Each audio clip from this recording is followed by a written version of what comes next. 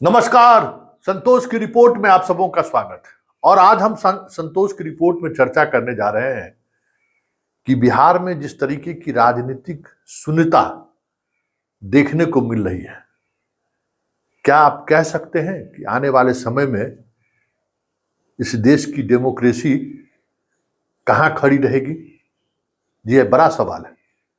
मतलब इतने जल्दी एक देश में पॉलिटिकल पार्टी, पॉलिटिकल पर्सन, नेता का क्राइसिस हो जाएगा, किसी ने सोचा भी था क्या?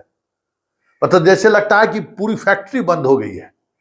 नेताओं का आने का जो एक दौर था, वो दौर लगता है कि खत्म हो चुका है। अब कहीं से कुछ दूर दूर तक कोई उम्मीद की किरणें भी नहीं दिखाई दे रही है। हम बात बिहार की इसलिए कर रहे हैं कि बिहार कुछ इन दिनों उसी मूड की तरफ बढ़ रहा है। हम राजनीतिक रूप से जरूर सचेत हैं, राजनीतिक समझदारी भी है, लेकिन सुशील मोदी, नीतीश कुमार और लालू यादव से आगे हम बढ़ नहीं सके।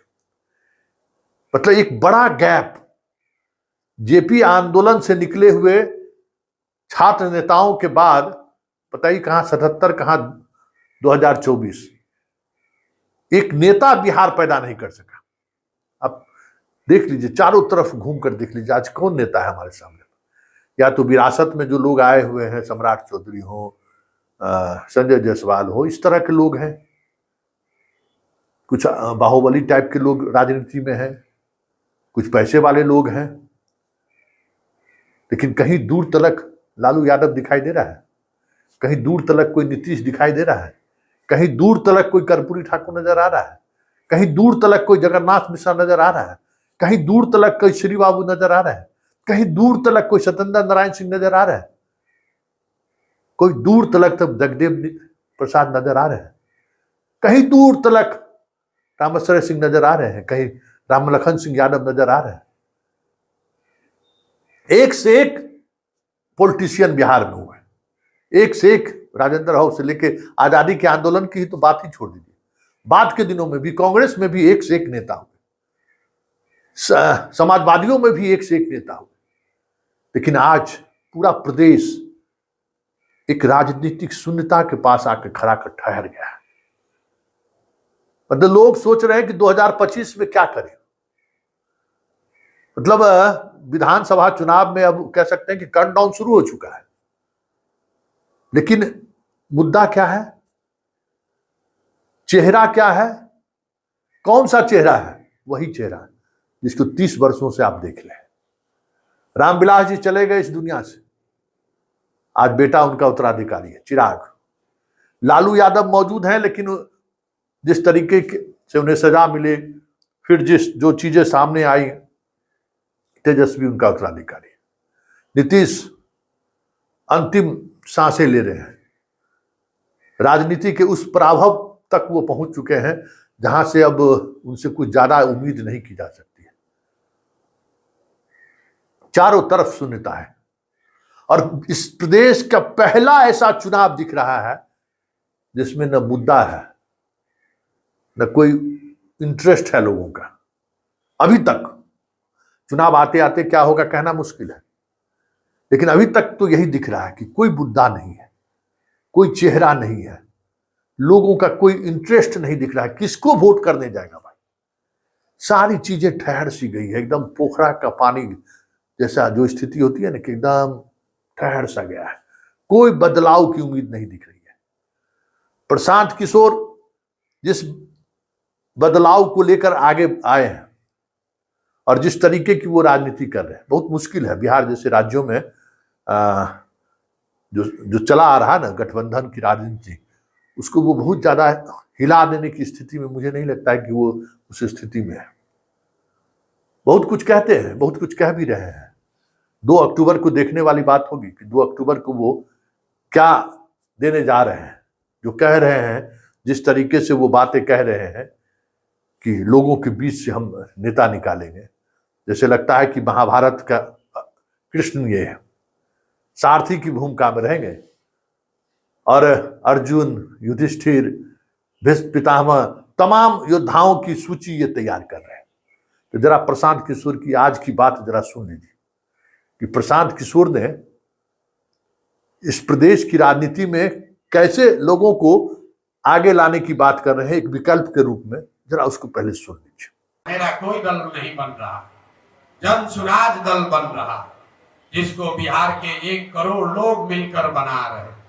और 2 तारीख को जो मैं 2 साल से गांव गांव घूम कर कह रहा हूं, न मैं इसका नेता था न नेता इसका बनूंगा। 2 तारीख को देखेंगे, आपके आंख के सामने दिखेगा कि बिहार के लाखों लोगों को, जिनको आपके बीच से ही चुनकर हमने निकाला है, कई मामलों में आपकी मदद से चुनकर निकाला है, वही लोग बैठेंगे और बैठकर बिहार के इस दल के नेतृत्व का चुनाव भी करेंगे। वही लोग ये तय करेंगे इस दल का नेता कौन होगा, इस दल का संविधान क्या होगा, इस दल की प्राथमिकता क्या होगी, इसको आगे कैसे बनाया चलाया जाएगा। तो आपने सुन लिया क्या कह रहे हैं वो। देखिए, राजनीति में एक नया प्रयोग है, क्योंकि अभी तक इस देश में पॉलिटिक्स में ऐसे ही लोग आए हैं जो किसी न किसी आंदोलन को उपज रहे हैं, और अब आंदोलन हो ही नहीं रहा है। संकट इसी बात को लेकर है कि आंदोलन जो हमारे देश का चरित्र था, कैरेक्टर था, कि हम सिस्टम सरकार के उस रवैये को बर्दाश्त नहीं करते थे, हम टूट पड़ते थे, हम सड़क पर उतर जाते थे। लेकिन आज हालात ये है कि हम सड़क पर उतर नहीं, यही आज सारा कुछ सोशल मीडिया पर हो रहा है। सोशल मीडिया पर चीजें चल रही हैं, चलाने की कोशिश भी हो रही है। राजनीति भी उसी सोशल मीडिया के सहारे चल रहा है, सड़क पर लोग नहीं है। तो जब सड़क सूनी हो जाएगी तो संसद आवारा हो जाएगा। राम मनोहर लोहिया कहे थे, सब कोई संसदे का है, यहाँ बीडीओ, सीईओ, थानेदार, डीएम, एसपी सबका कार्यालय का आवारा हो गया है। सारी आवारगी आपको वहां दिख जाएगी। कोई सिस्टम काम नहीं कर रहा है, क्योंकि हम सड़क पर नहीं उतर रहे हैं। और इन नेताओं ने ऐसी व्यवस्था की कि हमारे पुरखों ने जो हमें वो अस्त्र देकर गया था, सत्याग्रह, सड़क पर उतरने के, धरना प्रदर्शन, उसको इन लोगों ने निष्प्रभावी कर दिया, उस पर बात ही नहीं कर दिया। आज किसान आंदोलन वर्षों तक चल रहा है, वर्षों से चल रहा है। अभी भी एक पूरा एनएच का इलाका बंद है दिल्ली प्रवेश के लिए, लेकिन सरकार बात नहीं करेगी। पहले मतलब गांधी ने जो हमें दिया था, तो सरकार पर आप धरना प्रदर्शन करते थे तो सरकार को लगता था कि नहीं, हमें इनकी बात सुननी चाहिए। आज लाखों लोग सड़क पर पहुंच जाए धरना प्रदर्शन करके, पूरे बिहार में लोग सड़क पर चल जाए, सरकार कुछ सुनती नहीं है। क्यों? कि सरकार का उस धरना प्रदर्शन से डर नहीं रहा कि हमारी सरकार बदल जाएगी या हमारे ऊपर दबाव बनने पर चीजें बदलनी शुरू हो जाएगी, क्योंकि जनता का वो टेम्परामेंट, वो चीजें बदल चुकी हैं। हम सब लोग एक अलग तरीके की सोच में ढल चुके हैं और ढलते जा रहे हैं। हम पार्टी के हो गए हैं, हम पार्टी के प्रति जिम्मेवार हैं, हम नेता के प्रति जिम्मेवार हैं, हम नेता के दास हो चुके हैं। ये जो प्रवृत्ति जो भारतीय जनता में पैदा ली ना, ये हमें लगता है कि ये भक्ति किस युग में रहा होगा कहना मुश्किल है, लेकिन ये भक्ति है। इस भक्ति ने मुझ तमाम लोगों को सवाल करने से, कि जो हमारे अंदर जो एक नेचुरल फेनोमिना था ना, नेचुरल एक्सटिंक्ट था, कि भाई ये हम सवाल कर सकते हैं, वो चीजें खत्म हो गई। अरे हम तो बीजेपी के, हम तो राजद के, हम कांग्रेस के, कैसे सवाल करें? छात्र, इस कॉलेज का व्यवस्था ऐसा कर दिया गया कि अब छात्र राजनीति हो ही नहीं सकती, अब चीजें बदल सकती ही नहीं है, सड़क पर लोग उतर ही नहीं सकते, चीजें बदल गई। देखिए ना, अभी कोलकाता में पिछले कई दिनों से ये कसमकस चल रहा है, कलकत्ता में वामपंथी खड़े हैं ममता बनर्जी के पीछे कि किसी तरीके से सरकार को एक घटना के सहारे डिस्टेबल कर दें, सरकार को हिला दें, जैसे अन्ना आंदोलन के समय हिला दिए, जैसे दिल्ली में निर्भया के समय हमने हिला दिया।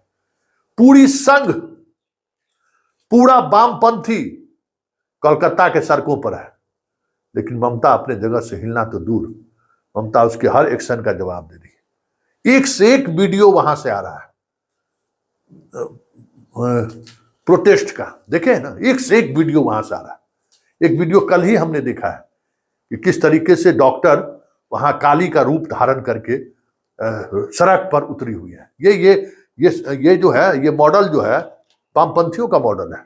और ऐसे दर्जनों वीडियो कलकत्ता से आ रहा है। खबरें आ रही हैं कि इस बार के दुर्गा पूजा में वहां की जो वेश्या है वो अपने घर की मिट्टी नहीं देंगी।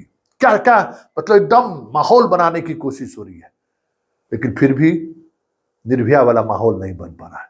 फिर भी अन्ना आंदोलन जैसा माहौल कोलकाता में खड़ा नहीं हो रहा है। कभी ध्यान से सोचिए कि क्यों ये हो रहा है। देश इस तरीके से असंवेदनशील कैसे हो गया है, या फिर संवेदनशीलता की जो एक स्पेस था वो कैसे खत्म हो गया। ये सारी महत्वपूर्ण बातें हैं। इसलिए आज बिहार भी लग रहा है जैसे शून्य की तरफ बढ़ता चला जा रहा है। आज शिक्षक बहाली हो, सिपाही बहाली हो, इतनी अराजकता बहाली में मैंने तो नहीं देखा। जबकि इस प्रदेश में एकमात्र अगर कोई रोजगार का संसाधन है तो सरकारी नौकरी है। लाखों बच्चे को पाने में लगे रहते हैं, फिर भी हर परीक्षा में 50 से 60% ऐसे लोग आ जा रहे हैं जो डिजर्व नहीं करते। पैसा के बल पर आ जा रहे हैं, पैरवी के बल पर आ जा रहे हैं, चोरी करके आ जा रहे हैं, और पूरा समाज चुप है। डोमिसाइल को लेकर बड़ी बड़ी बातें लोग करते हैं, लेकिन मुद्दा नहीं बना पा रहे हैं। प्रश्न पत्र लीक होने को लेकर सड़क पर उतरने की बात करते हैं, बीपीएससी की गुंडागर्दी को लेकर सड़क पर उतरने की बात करते हैं, लेकिन कोई आंदोलन खड़ा नहीं हो पाता है। सोचिए क्यों नहीं हो पा रहा है। क्या हो गया है इस देश के नागरिक को, बिहार के नागरिक को क्या हो गया है, ये समझने की जरूरत है। क्योंकि एक बड़ी शून्यता की तरफ हम लोग बढ़ रहे हैं। ऐसे में पूरा डेमोक्रेटिक इंस्टीट्यूशन ही खत्म हो जाए तो कोई बड़ी बात नहीं होगी। क्योंकि आज नीतीश जिस मानसिक हालात से गुजर रहे हैं, लोग कहते हैं कि ब्यूरोक्रेसी सरकार चलाती है, लेकिन आज आपको महसूस हो रहा है कि नीतीश जिस मानसिक दौर से गुजर रहे हैं उस दौर में सरकारें चल नहीं रही हैं, है ना। व्यक्ति तो मुख्यमंत्री है ही ना, लेकिन वो निर्णय लेने की स्थिति में नहीं है, तो क्या सरकारें चल रही हैं? आपको महसूस हो रहा है कि सरकार चल रही है? वो संवेदनशीलता दिखाई दे रही है अधिकारियों में? नहीं ना। तो यही चीज है, ये प्रदेश शून्यता की तरफ बढ़ रही है, और ये शून्यता पता नहीं इस डेमोक्रेसी को कहां ले जाएगा। लेकिन आज हम इन सवालों के सहारे एक बड़ा सवाल आपके दिल पर, दिमाग पर छोड़ कर जा रहे हैं कि ये जो राजनीतिक डेमोक्रेसी में जो नेताओं का क्राइसिस होने लगा है, इसकी वजह तलाशने की जरूरत है। क्यों ये क्राइसिस हुआ है? क्या ये डेमोक्रेटिक सिस्टम का फेल्योर है, या फिर चुनाव की जो प्रक्रिया है वो प्रक्रिया अच्छे लोगों को राजनीति में आने से रोक रहा है? सोचिए, और इस खबर पर आपकी प्रतिक्रिया हमें चाहिए। चलिए, चलते चलते कलकत्ता की सड़कों पर उस डॉक्टर, लेडीज डॉक्टर के उस नृत्य को देखिए कि समाज को झकझोरने की कोशिश कर रही है, फिर भी समाज का साथ उस तरीके से बंगाल में नहीं मिल रहा है। ये बड़ी बात है, जहां संघ पूरी ताकत लगाया हुआ है, जहां वामपंथी पूरी ताकत झोंक चुका है। देखिए, यहाँ दो ही ऑर्गेनाइजेशन है जिसके पास संगठन है, सरकार, पैसा, सब कुछ है, प्रतिभा भी है, जो झकझोर सकता है। दोनों एड़ी चोटी ममता के खिलाफ लगाया हुआ है, फिर भी ममता उसी मजबूती के साथ खड़ी है। जरा सो देखिए, और देखिए इस लेवल पर आंदोलन हो रहा है, फिर भी चीजें बदलती हुई दिख नहीं रही है।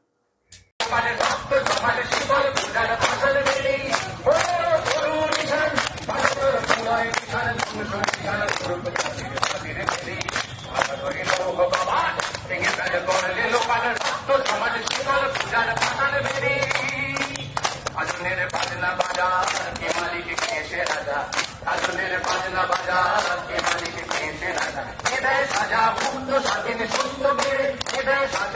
রক্ত স্বাধীন সত্য কেড়ে আহা বাইরে হাসি ভগবান করবে ফাঁসি সর্বনাশী তাই সত্য কেড়ে আহা বাইরে হাসি ভগবান করবে ফাঁসি সর্বনাশী তাই সত্য কেড়ে কপাট নেই মেলে করলে লোকালের রক্ত জমাট শিকল পূজার ভাষার বেদি ওরে ও পাতলা ভোলা রে প্রলয় দোলা ওরে ও পাতলা ভোলা রে প্রলয় দোলা আরো গুলো ধরছে ধরে আজকা টানে আরো গুলো ধরছে ধরে আজকা টানে মার হাত হাত কালে দিন ভুগিলা খাবো না বলো পানে মার হাত হায়দারি হাত কালে দিন ভুগিলা খাবো না বলো পানে কারোই লোহ কপাট এই মেলে করলে লোকালের রক্ত জমাট শিকল পূজার ভাষার বেদি ওরে করুণ নিশান বাজার প্রলয় নিশান ধ্বংস নিশান রূপ প্রাচীর প্রাচীর বেদি ওরে করুণ নিশান বাজার প্রলয় নিশান ধ্বংস নিশান রূপ প্রাচীর প্রাচীর বেদি কারোই লোহ কপাট এই মেলে করলে লোকালের রক্ত জমাট শিকল পূজার ভাষার বেদি রক্ত জমাট শিকল পূজার ভাষার বেদি রক্ত জমাট শিকল পূজার ভাষার বেদি